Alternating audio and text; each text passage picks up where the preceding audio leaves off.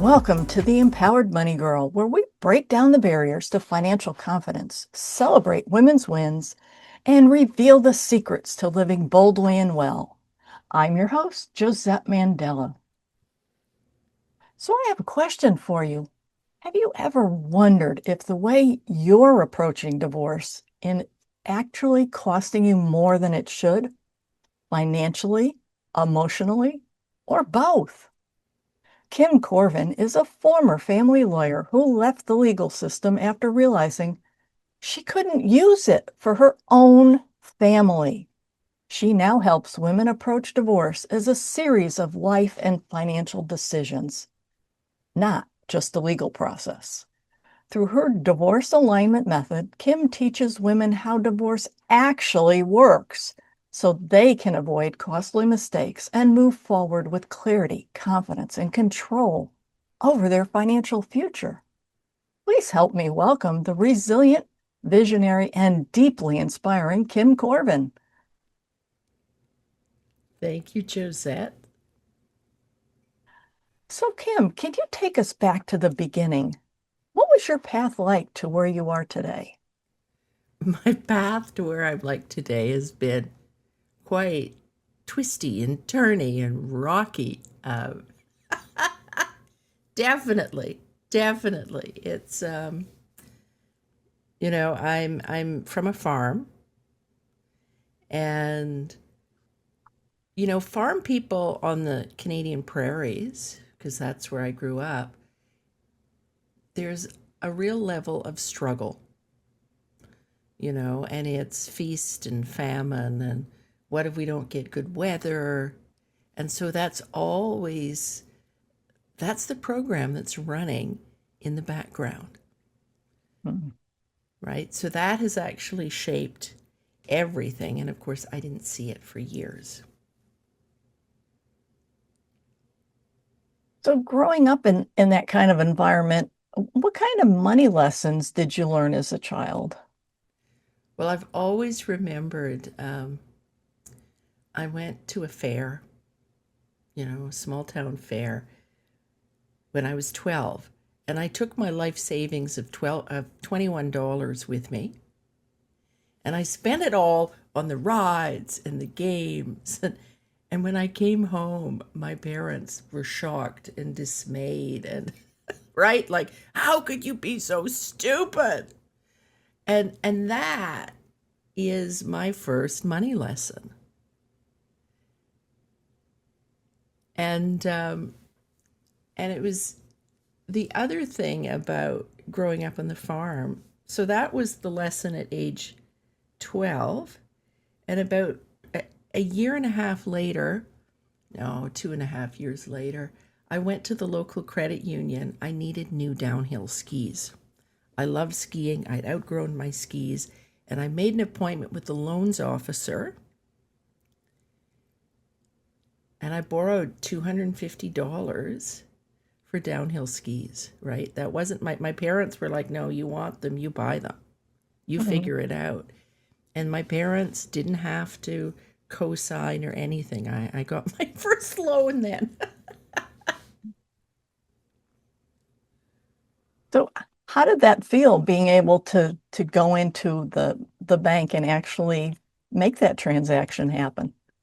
It was incredibly empowering, right? Like I remember it, it's 45 years later, and I remember that.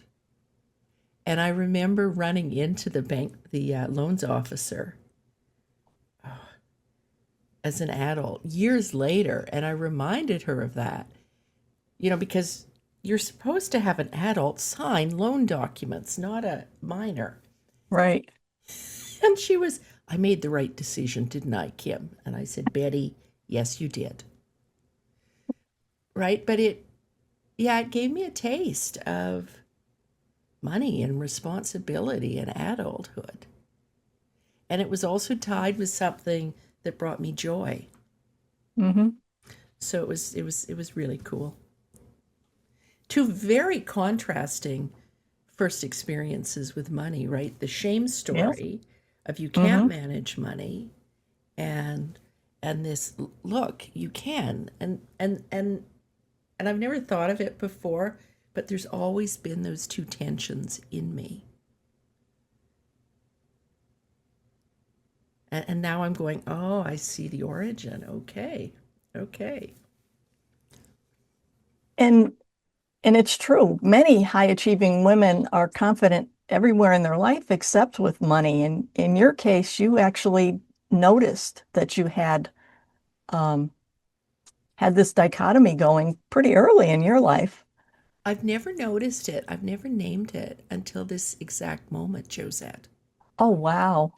Okay. So it's your questions, and I'm sitting back going, oh, this explains a lot. Hmm. So thank you. You're welcome. So, was there ever a moment when you realized that having your own money really mattered? I've always liked having control over my own money. Um, when I have it, when I don't have it. And I think it's that matter of independence, and I think it's reaction to that shame story, right? Like if it's my money, I will do with it what I want, Mhm. right? And I was raised to be very independent, like that whole the loan story too. It's about independence. If anything, the harder part for me has been asking for help, right? Mhm. That's been the bigger challenge than giving away, um, letting somebody else manage money. Now that being said, um, in my first marriage, I gave away my power, and we had a joint account, and I remember I got when my son was a baby, I got a letter from the law college that I had gone to. It's in a different city. It was a letter from the dean saying, hey, there's going to be a shortage of profs, and we need people who are conceptual, big thinkers, right, Mhm. to be profs. And would you be interested in coming and doing your master's? Now, and I took this to my husband, right? We are this economic unit. And he looked at it and he went, well, Kim, we are settled here. Like, no. Ah. And I acquiesced, even though when my last year of law school, my dream was to do my master's. Okay. So I acquiesced and I turned my back on my biggest dream. Mm. And from this position of, well, we are one economic unit and it's not going to be easy and we're settled and. I mean, we were like 35 years old. Like, that is not an age to be settled. Mhm. But I accepted his version of life as mine. Mhm. And and I didn't see it at the time, but that was part of what started my marriage crumbling. Well, it was crumbling before, because when somebody proposes and your whole body screams no, um, there's a reason not to get married. But it was one of the contributing factors. And ironically, after I asked him to leave, this dream of doing my master's bubbled up again. Mm. And I had no idea how I was going to pay for it. Like, absolutely no idea. But it bubbled up. And I really felt compelled to do it. And so I rented out my house, and the person who was going to rent my house backed out. And so I literally found tenants 3 days before I left Wow. to move with my kids to this other city. And when I got there, and it's about how the universe can provide financially when you're doing something that's really aligned, Hmm. that you really truly want in your heart. So I get there, and the tuition for the master's program was ridiculously low. Like it was $1,000 a semester for tuition, and I'm like, whew. And I had a friend say, "Oh, Kim, bring you, you and the kids can stay with me," and charge me ridiculously low rent. And then they went, "Hey, you graduated number 4 from your class. You're entitled to these scholarships." Oh, Nice. right. And they found me jobs too. So it all came together. Yeah. It was really, really lovely. And and it's interesting when I think back to divorce, it was actually making that decision put me in a real connection with my power with money. Hmm. Something else I've never articulated before, Josette. So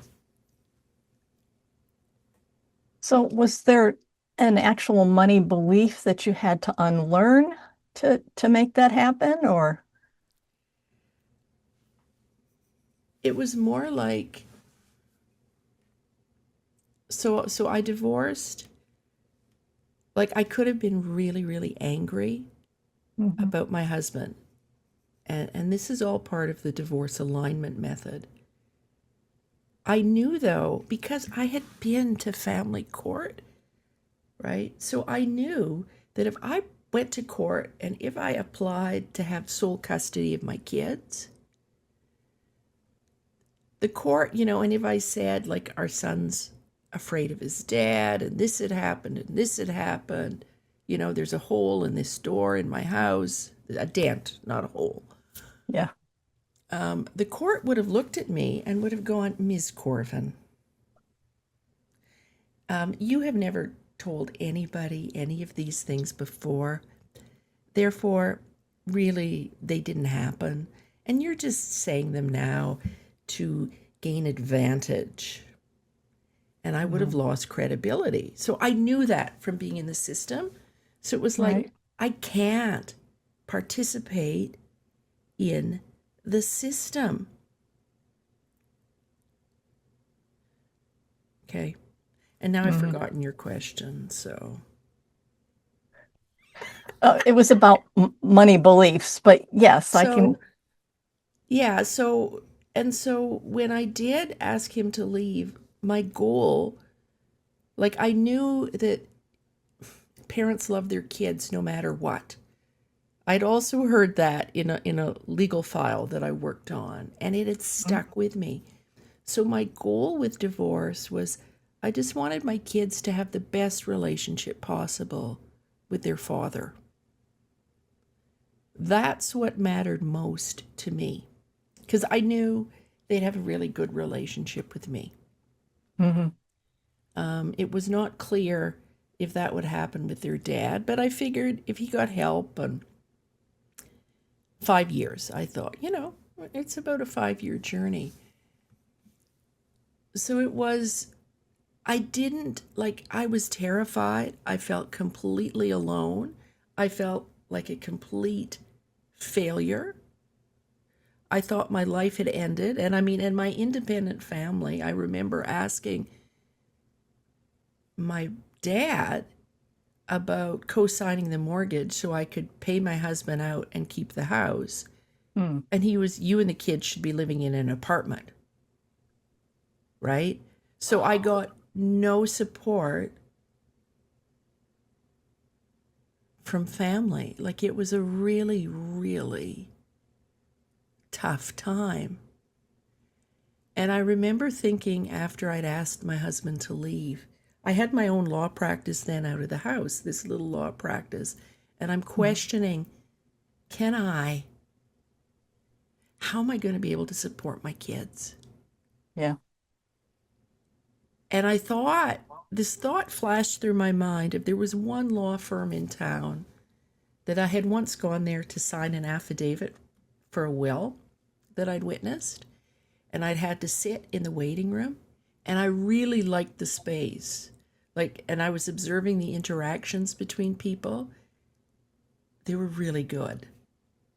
It wasn't the normal, it wasn't what I had experienced in law firms before. It was much more positive. And so this thought flashed through my mind, oh, I'd love to work there. Wouldn't it be great to work there? And then it disappeared from my mind. But within a couple of months, the managing partner phoned me and said, hey, do you want to come for an interview?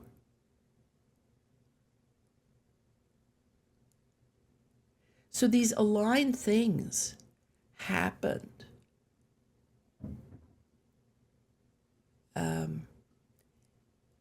That I hadn't expected, but best possible outcomes around this really, really, when I was at the most vulnerable I've ever been, Josette. Mm. So in the midst of all that, did the whole money situation and what was going on, did you feel like it forced you to become like a different version of yourself?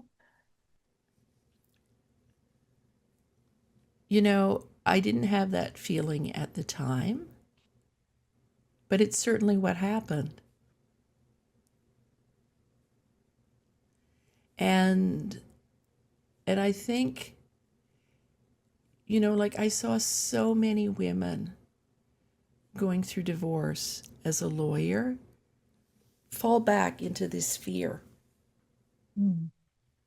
And I remember one woman who, you know, she paid me $200 a month. And even 25 years ago, that was an incredibly small amount.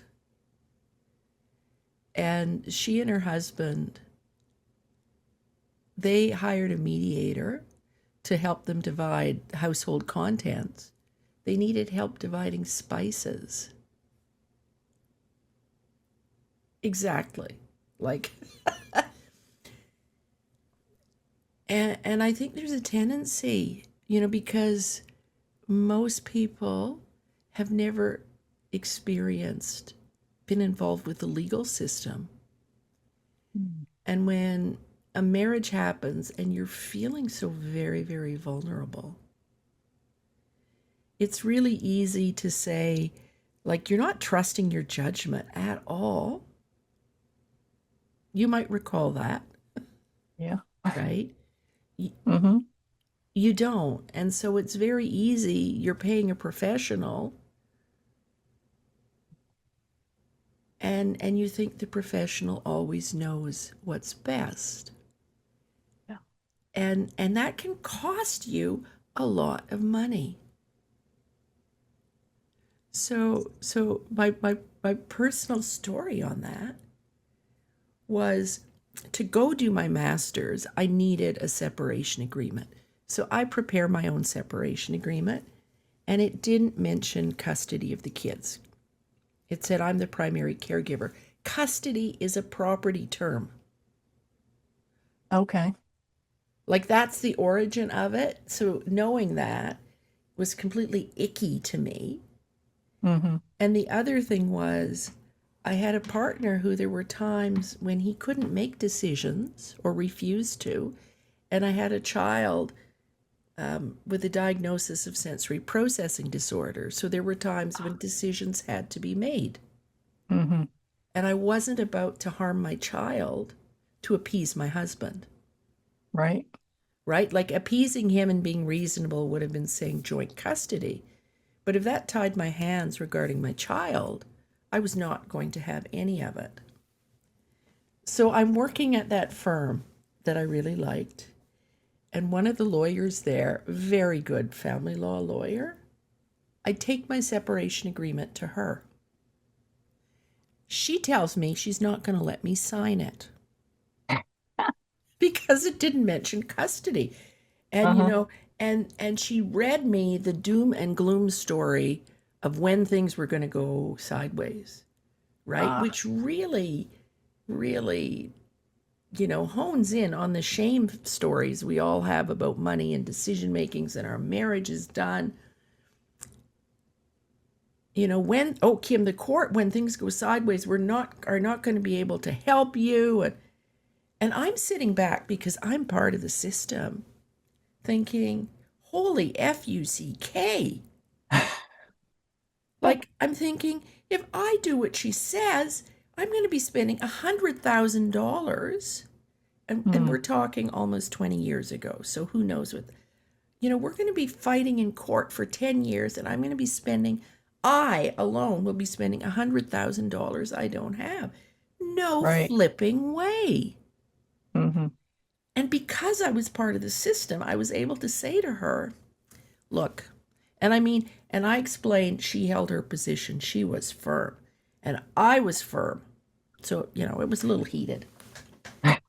And, but finally I said, look, can't you prepare a letter that says I'm never going to sue you or the firm if things go sideways? And she was mad, but she prepared that letter. And I remember, right, like it said about I was signing this against her best professional advice. So there's language to make you cave and give in. Hmm. But it didn't say if things went sideways. It said when things go sideways. Whoa. And so there I was, pen in hand. I signed it. I was furious. And I'm sitting there furious thinking, this is me who's part of the system, who understands. How is it for the person who isn't part of the system, who feels like a failure right now? They're just going to go, oh, you're the expert. I'm paying you. My instincts are like, oh, this feels like there's something is off here. But I'm Hmm. paying you. You're the expert. I better do what you say. And then it's $100,000 Yep. and way more conflict. Hmm. So, so this is like the divorce alignment method is helping people, women, get really clear on what matters most to them.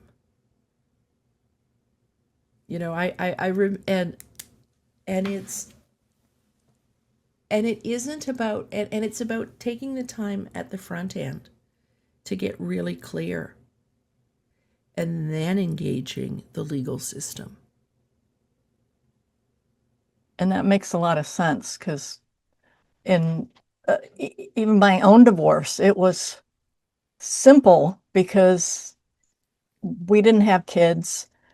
We didn't have a lot of assets. So, I mean, when I decided that, yeah, clearly this is not working to this day, I don't know what he did, but something changed between my leaving on Monday for a business trip and my coming home on Friday.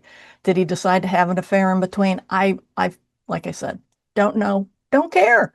But the bottom line is that that still took a year and a half and a lot of money to get that settled.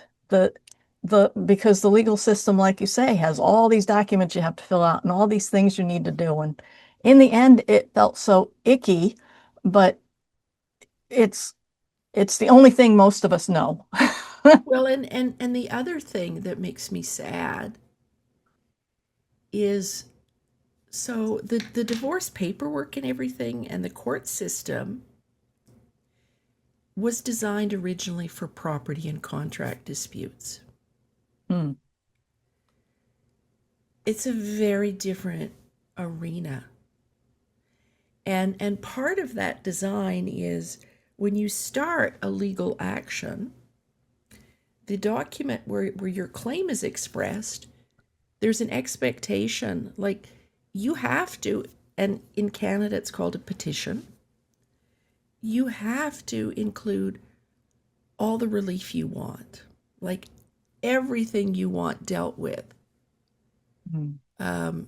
So even with divorce, like usually, it's you check off the box for divorce, you check off the box if it is about like parenting time, if it is about decision making regarding the kids, division of property or unequal division of property and why, retro child support.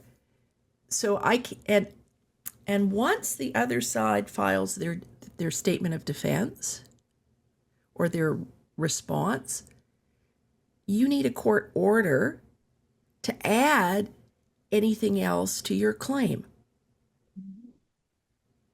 So, for example, I remember one file where I was a mediator and they'd already exchanged their legal documents. It took one entire mediation session for me to explain this because her lawyer, even though their youngest child was now in his 20s, they had separated peacefully. They'd done it easily for years. Her lawyer made a claim for retro child support for when this 20-something-year-old adult had been under the age of 18. Wow. So guess what that did to negotiations? Oh, blew the whole thing up. This is why it took an entire mediation session for me to explain, look, it's not her. This is how the system works. Mm. Right? Because you couldn't add that after. So, and a lawyer's job is to be a zealous advocate for your client. So if you miss something like that, potentially you've not done your job. You can be censured. Oh. Okay. So the system itself, if you don't understand it, right? Because in that case, and a lawyer can't say, well, this is low risk. It's like, no, this is what we need to include. So the people who work with me, they have more serious conversations with their legal counsel.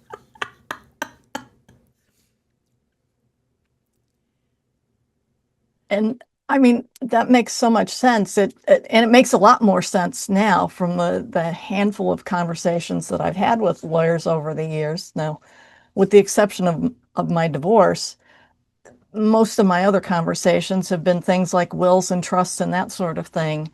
And now those documents so full of legalese make it all makes a lot more sense why they seem so overwhelming and dense. So Josette, at one time, in the legal profession, like there's what were called barristers and solicitors historically.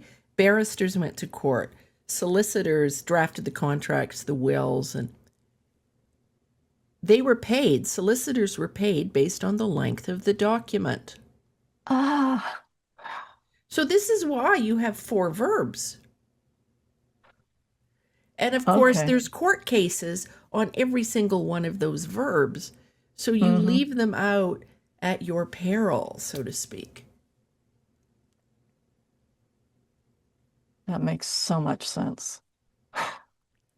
And it was actually, I think, when I was doing my master's that I came across that little factoid about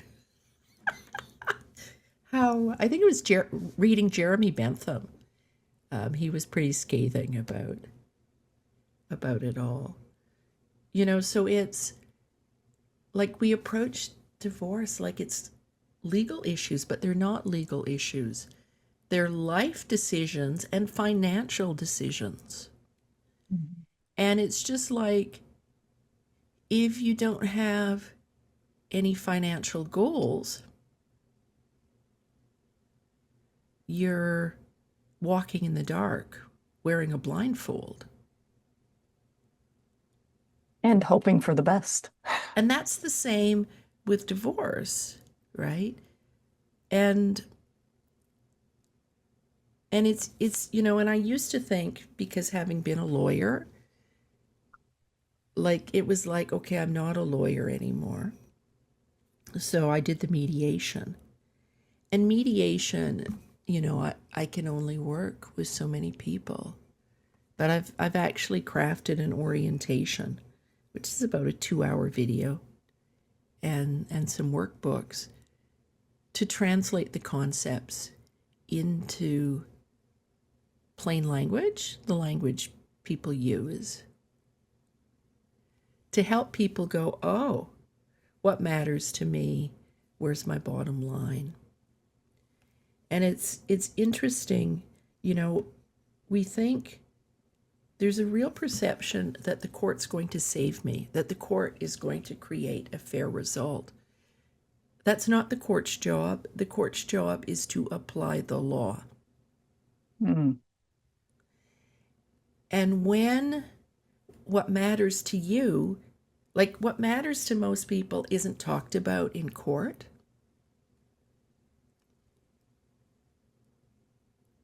so even if you win, it doesn't feel like you've won. Mm-hmm. And I learned that the first trial I ever did, it was a contract dispute. And my client, and it was over building a fence. And my client got what he asked for, less $90, okay? Like, so, Okay. and he was mad. And there's me thinking, it's my, because I went to law school, court is the absolute best way to resolve a dispute, right? I had drank the Kool-Aid. Mm-hmm. And so I'm so excited. Look at me. I'm a great litigator. We had success. They didn't believe the other party, even though they brought a board from the fence to trial. Yeah, it was. And my client wanted to appeal. And he's like, the judge got it wrong. He didn't listen to me. And he was really upset. And we had and I'm sitting back thinking, you want to appeal over $90? Like, you want to spend $5,000 to get 90? Like, my brain was exploding. And by good fortune, I thought back to the first conversation I had with him, the one in which he had told me his daughter and grandkids lived there. It was a busy street. Grandpa wanted them to be safe, so he wanted a fence around the property. Right. And it was a rented property. So so by good fortune, I remember this. So I asked my client on the phone, why did you build the fence? He couldn't remember. He continued blustering, and I'm like, stop. Didn't you build it to keep your grandkids safe? He was silent, right? Mm-hmm. But then he remembered what it was all about, and there was no more talk of appeals or the court getting it wrong. He realized he'd already won before he went to court. What mattered most had been protected. And it stuck with me because it's an example of, even if you win in court, you might not win on what really matters. Right. Or you don't feel like you've won because it's not in the language. It doesn't represent. So if you can tie those together, if you can align what matters with you, with this system, and be able to interpret, you're going to make better decisions. And those are decisions that, like, most people want the best for their kids. Mm-hmm. And sometimes the kids are humans, and sometimes the kids are fur babies. Yep. And when you can do it that way, right, make the system fit your reality, be able to do the translations, the whole process, there's still lots of pain, but you can breathe at the end of it.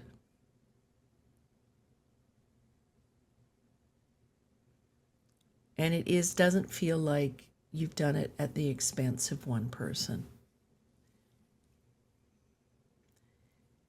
And what I discovered doing it this way, I didn't have any language for it, but I saw the impact on my kids. And after 5 years, they did start to have really solid relationships with their dad. Nice. And I even did a TEDx talk. My son let me share his story. And so I've lived the power of it. And I think and the fact that it can save people thousands of dollars, that they can actually have money for their kids. And when I was practicing late in my career as a family lawyer, I would actually ask my clients, do you want to pay me or do you want to have money for your kids? And even if the women listening take away that question, it's a brilliant question, because you always have choices. Like, where do you want to spend your money? Mm-hmm. Yeah, that's brilliant. So but yeah, I saw it. So I lived it. So I want to thank you so much for joining us today, and a huge thank you to Kim Korven for sharing her wisdom and energy with us. If you found value in this conversation, please subscribe, leave a review, and share the Empowered Money Girl with your friends. The more we spread these stories, the more women we can empower to live boldly, both financially and in every part of life. Until next time, keep thriving, and remember, your journey to empowerment starts with you.